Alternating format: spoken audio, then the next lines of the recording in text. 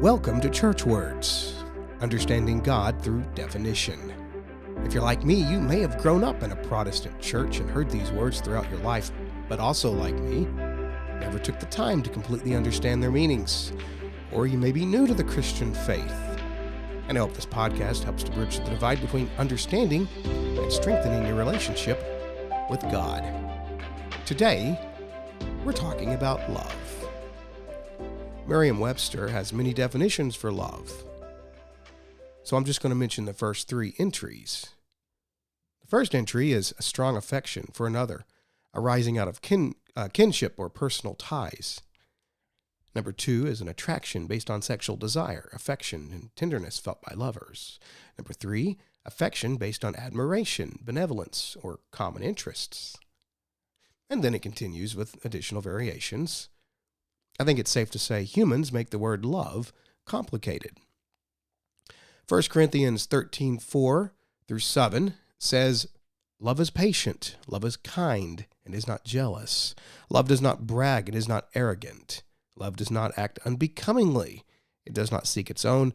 It is not provoked. It does not take into account a wrong suffered.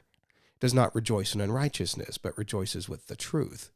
It bears all things, believes all things, hopes all things, and endures all things." For the Greeks, which the biblical definitions originate from, at least we'll see that in the Bible, love has multiple variations. Of the ones I could readily find, there are agape, phileo or philia, eros, storge, ludus, and pragma, with likely a few others I couldn't readily find. Now here's a quick overview of each word. Agape love means a selfless, unconditional, and sacrificial love that prioritizes the well-being of others. This is the most discussed type of love in the New Testament. It's a love for one another. Phileo or philia love generally means a love between friends. In fact, the city of Philadelphia derives its name from this root as the city of brotherly love. Eros love is considered more sexual and is a love between a husband and wife. Storge love, which is actually newer for me personally, refers to familial love or family, an example being a love for a child, siblings, and overall family. It does somewhat mimic phileo, as discussed a moment ago.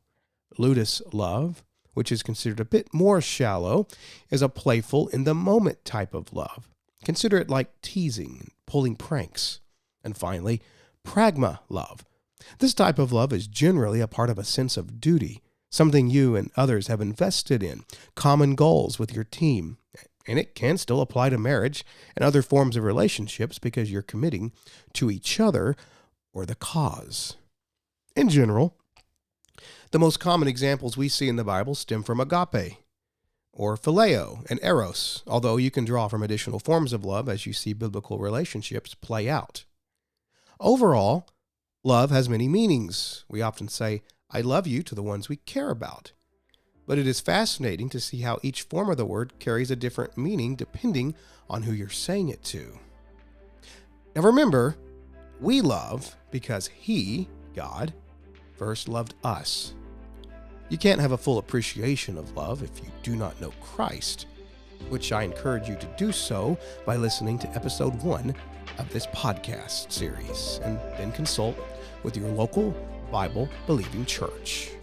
Also, as always, if you have any questions or comments, please reach out by emailing churchwords@thomasmiller.me. Thank you for listening.